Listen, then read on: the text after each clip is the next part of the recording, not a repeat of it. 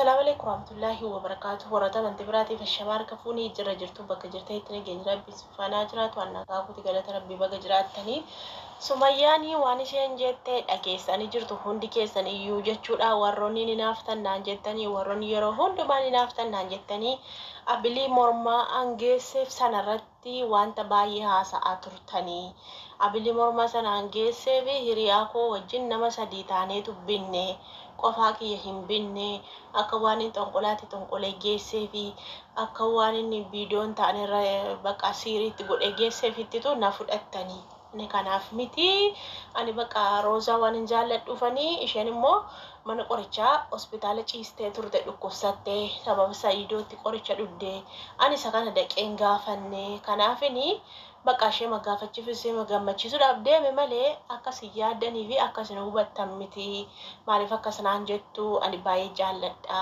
ani isa dhukkubsattee isa namni kamiyyuu gaafachuu deemu anillee gaafachuu deeme akkuma hiriyaa tokkotti gaafachuu deeme akkuma hiriyaa tokkotti hiriyaa kiyya jedheetanii isa gaafachuu deeme malee isa yaaddanii fi isa dubbattan miti ani saayidootti heerumni hin jalleeni waa'ee saayidoon kaafne waa'ee saayidootti hin dubbanne ana akkasumatti surprise godhee deeme malee ana waa'ee saayidoo dubbatuutti heerumni itti heerumu jedhe dhageessanii beektu maaliif akka jettutti qaama buusaarti akkuma isin argitan viidiyoo ishee dhaggeeffattanii todhee yaada ani dhimma kana keessaa hin qabu isinummaanii waan hin taanetti nanoofinaayi ani saayidoodhaa fi roozaa wal fudhan maaltu na galchee ani sinumayyuu imeen jira mikinaata jira roozaan hin jaallattu kan jaallatu saayidoodha isa immoo dirqisiiseetu sossobeetu fuudhaa jira malee dirqiidhaanii mucayyoon itti heerumaan jirtu mucayyoon jaalala isaan qabdu isadha kan na aarsuudhaa fi akkan illikii keessa galu godhee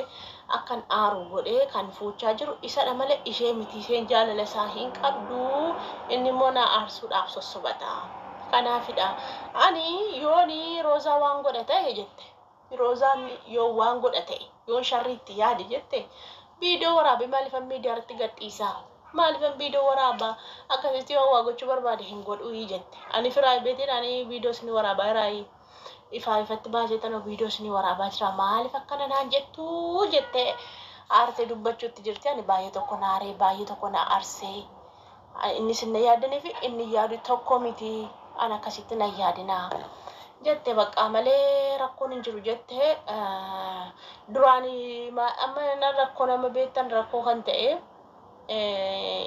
duraan maaliif jetteen gaafanne isin roozaa waggaa meeqas keessa jirti maaliif roozaa bira hin deemne duraan amma kaatee amma maa deemte ergisaa saayidoo wal arganii maa deemte duraan deemtu bakka isheen jirtu ergi hiriyaadha ooti wajjin nyaatanii wajjin dhuganii waggaa meeqa Yamanii keessa wajjin turanii hin deemtu turte in fagaate bakki roozaan turte akkam fagaate ammatti dhiyaate hiriyaadha ooti maal jetteen dubbinne kanaan dura waan sana mangal dhugaa rabbi nama aarsa ijoollee dhugaa baay'ee dhugaa dubbachuu fi baay'ee tokko nama aarsa ani hedduu tokko na aarsa dhugaa rabbi akka isheen amma ijoollee amansiifachaa jirti isheen amma ijoolleen himtuu daawwattoonni ishee amma gara sumayyaa goranii jiru jechuudha roozaan sobduudha jaarsa namaa fudhatte minaamin jedhu ijoolleen baay'een koomentii yoo argitaniitu ta'e amma isheen amalaan qabdeetu akka ishee taasiftu amalaan qabdeetu haasa'aa jirti jechuudha ijoolleetti dhugaa fakkeessite jechuudha haasa'utti jirti inni amma saayidoon qabu waa'ee saayidoo dhiisee jira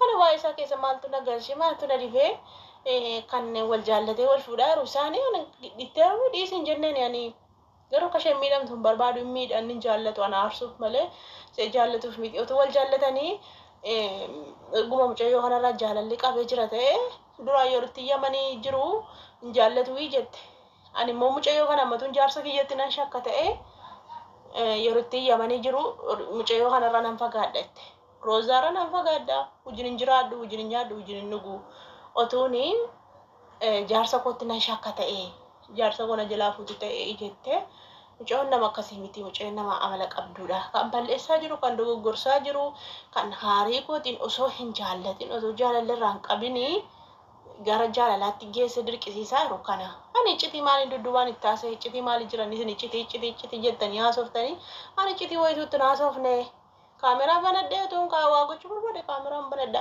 Iccitii wayituun jiru kan siiriitti goote naan jettanii akka walitti hin heerumne abilii sanarratti siirii goote minaan jettanii ani kana tokkollee hin goone. Mucayyoon guutummaan guutuutti Sa'idootu sodaachisee ana aarsuudhaaf waamee qaxxaasee waan jaalala qabsiise fakkaate malee ana miti. Ana rakkoo tokkoyyuu qabu na hubadhaayi. Isin maaliif namaan hubattanii isin akkuma barbaaddeetti maa deemtanii akka barbaaddeetti koomentii nama barreessu akka barbaaddeetti maa haasoftuu dirqiidha.